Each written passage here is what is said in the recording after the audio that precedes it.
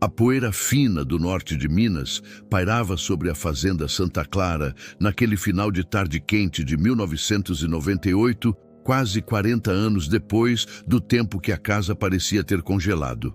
O cheiro de mofo antigo e madeira seca era o único morador constante nos cômodos fechados da ala sul. Lúcia, neta do irmão caçula do falecido proprietário, estava ali para a ingrata tarefa de esvaziar o que restou de uma vida inteira de acumulação silenciosa.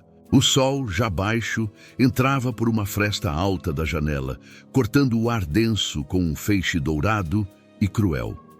Foi dentro de um baú de cedro, escondido sob pilhas de linho amarelado e rendas desfeitas, que o objeto surgiu. Não era ouro nem prata. Era apenas um copo.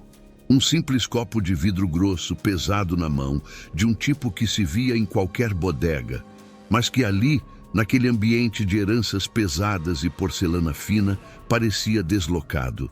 Enquanto Lúcia o limpava com a ponta do vestido, a luz do sol o atingiu em cheio e ele não apenas brilhou, mas incendiou o pó, projetando um círculo de fogo claro na parede de taipa. Um arrepio subiu pela espinha de Lúcia.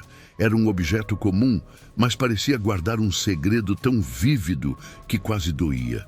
Ela o virou, buscando alguma marca, algum monograma, mas não havia nada, exceto a simplicidade rude do material.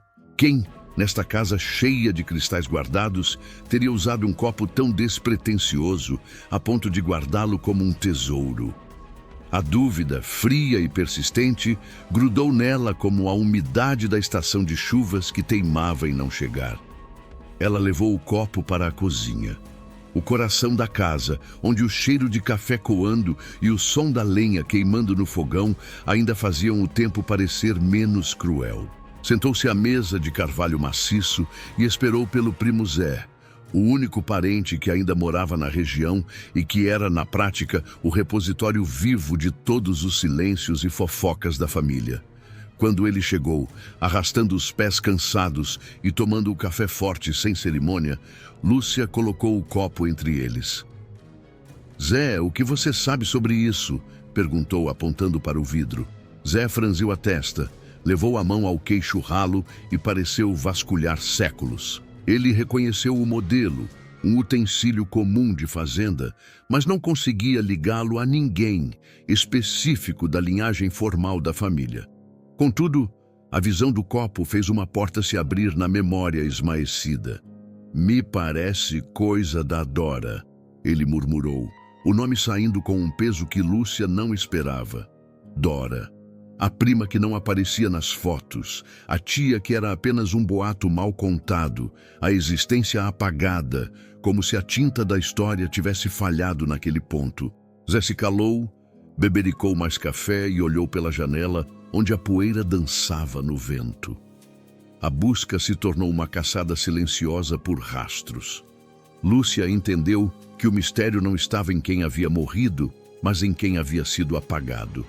Ela visitou a velha vizinha, Dona Elza, cuja memória funcionava como um relógio de precisão para as décadas passadas.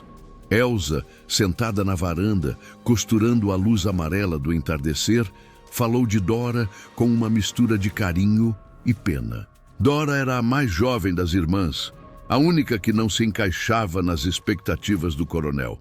Ela detestava a rigidez da casa, a sala de visitas fechada, a obrigação de sorrir sem vontade. Ela era simples, minha filha. Gostava de sentar no chão, de ir ao riacho. E tinha um riso farto, alto demais para quem vivia sob rédea curta. Lúcia perguntou sobre o copo, e Elza sorriu com melancolia. Os cristais da Santa Clara eram para visita importante. Dora dizia que a água tinha que ser bebida em algo honesto, sem frescura. Ela só usava aquele copo de vidro simples, até mesmo quando o pai dela a proibia. Era uma forma de afrontar sem brigar. Cada nova pista não era uma data ou um lugar, mas um sentimento. Lúcia percebia que Dora era o eco da liberdade que a casa tentava sufocar. Ela caminhava pela fazenda, observando a mesma paisagem que Dora via. o curral de madeira, a estrada de chão batido que levava à vila, o vento que soprava o cheiro de capim seco. Ela começou a carregar o copo consigo. Ao beber água nele, sentia o peso exato da mão de Dora, a frieza do vidro que contrastava com o calor do sol. Era como se, através daquele objeto, estivesse vestindo a pele da prima esquecida. Lúcia, que se sentia igualmente presa nas teias das obrigações familiares e na promessa de herdar uma vida que não a agradava, começou a entender a rebeldia silenciosa de Dora. Não era uma tragédia, mas uma fuga. O tempo não havia levado Dora. A casa a havia expelido por ser excessivamente viva. Lúcia sentiu uma empatia profunda, a de duas almas separadas por 40 anos, mas unidas pela mesma sede de vida genuína, longe do barro formal que as regras de fazenda impunham. Naquela noite, o primo Zé retornou, trazendo consigo uma caixa de sapatos cheia de papéis velhos que ele havia encontrado no escritório abandonado. Entre eles, havia um único pedaço de papel de carta, dobrado e gasto, escrito com caligrafia apressada e determinada. Não era um adeus, era um manifesto.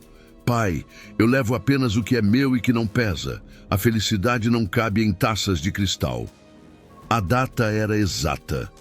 1961, o ano do título.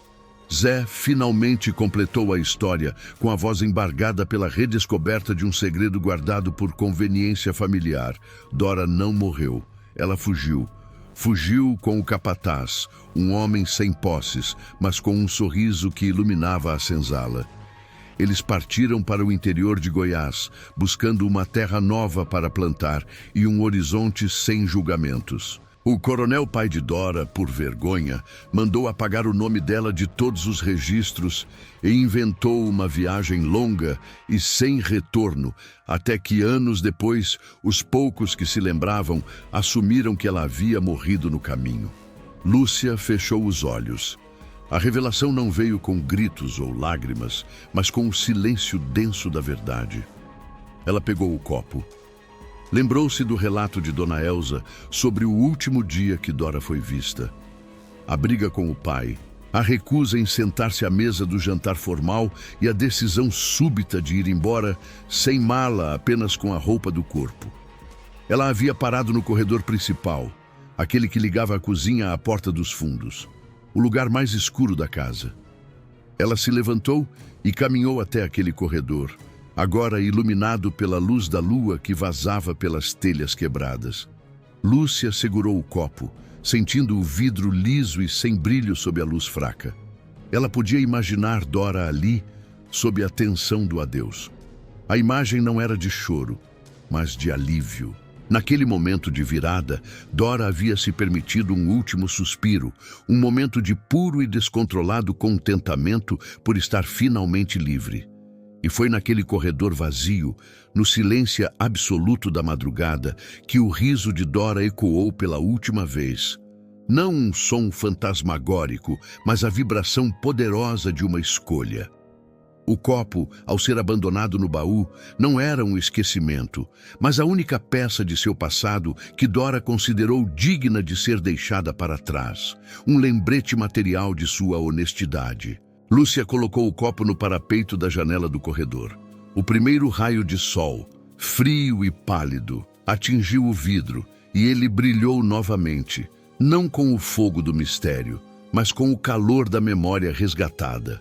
Dora não queria ser chorada, queria ser lembrada como alguém que escolheu a simplicidade e a liberdade, um caminho que Lúcia agora via aberto para si também. O copo era o espelho da coragem. Ela olhou para a estrada de chão lá fora, o cheiro de orvalho subindo da terra. A fazenda ainda estava ali, mas o peso sobre os ombros de Lúcia havia se dissipado, levado pelo vento da manhã. Dora havia partido, mas seu riso, finalmente compreendido, permanecia como uma lição silenciosa sobre a autenticidade da vida no sertão, onde o verdadeiro luxo é poder beber água em um copo que reflete apenas a verdade. Quem escuta o tempo, encontra o que o tempo escondeu.